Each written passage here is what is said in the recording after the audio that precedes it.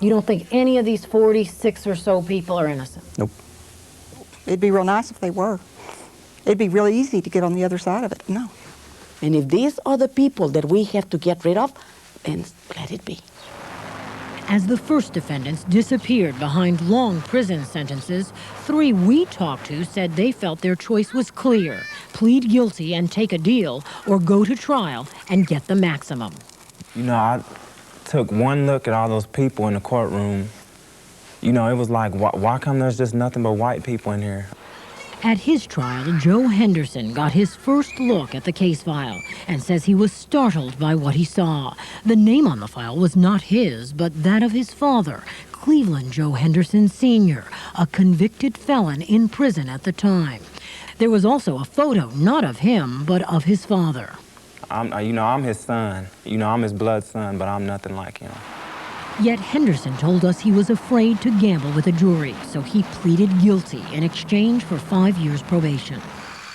Most of the white residents we spoke with supported the sheriff's decision to execute the raid, but the Tulia defendants found an unlikely ally in an unexpected place. A local wheat and cattle farmer named Gary Gardner has taken up their cause and taken on the white community. I initially picked up on the raid on television, Channel 7, one morning. And they had images of black people being dragged across the courthouse lawn in their underwear and their hair uncombed, like they weren't humans. Gardner is an outspoken critic of the local sheriff's war on drugs. In this county, when someone says drug dealer, they're talking about a person of black skin. A plain-spoken man who uses the N-word freely when the camera isn't rolling, Gardner is at first blush an unlikely ally for the Tulia defendants. But after the arrests, he says something just didn't sit right. I knew that we didn't have 46 drug dealers in Tulia. Why not? We only got 5,000 people. Who are you going to sell to? They can't be that many. So Gardner sat through several of the trials, and he started digging. I'm just an old dumb farmer, and all you got to do is sit down and go over the police reports, and it's there, black and white, and the evidence isn't there. Take Ramona Strickland. She was indicted on 1 count of selling powdered cocaine. In the police report, Coleman describes her as a black female, 150 pounds. But as you can see, part of the report has been scratched out. I've used my little handheld microscope that I check boll weevil eggs with. After about 6 or 7 hours under the microscope, I deciphered that scratched out part of that police report. This is what Gardner saw. Approximately 6 months pregnant. But Ramona Strickland says she wasn't pregnant. I haven't been pregnant since I had my little girl. She's 6 years old.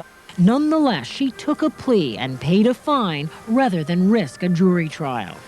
But there were questions about Coleman's undercover methods. For one thing, Coleman didn't wear a wire. He later testified in court and told the local press that he wrote any important information, names, dates, and descriptions of the alleged dealer on his leg. This is a man, for crimini's sake, who said he was writing down the notes about each case as he went on his leg, and that we should rely on his reminiscences about what was once written on his leg to make these cases. That's crazy. 2 months ago on the local news, District Attorney Terry McEachern defended Coleman's methods.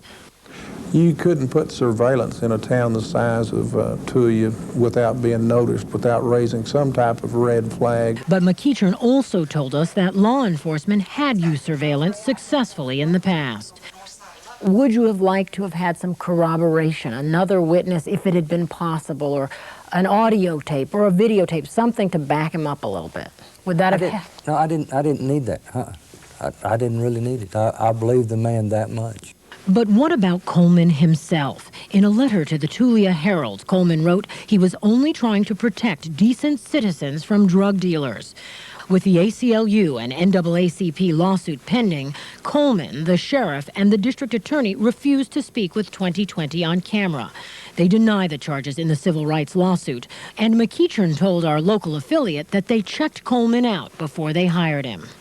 You've got rangers standing up and verifying that he's a truthful person.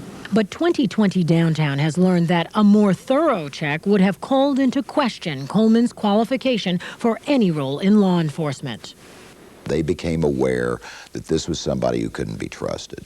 While the Tulia sting was underway, Coleman was actually charged in another county with theft and abuse of official capacity for gas he purchased for personal use on police credit in 1996, before he was hired by Sheriff Stewart. He'd also borrowed almost $7,000 from local vendors and then skipped town. My opinion, the minute the arrest warrant come down, they should have closed that sting out, shut it down, fired Mr. Coleman.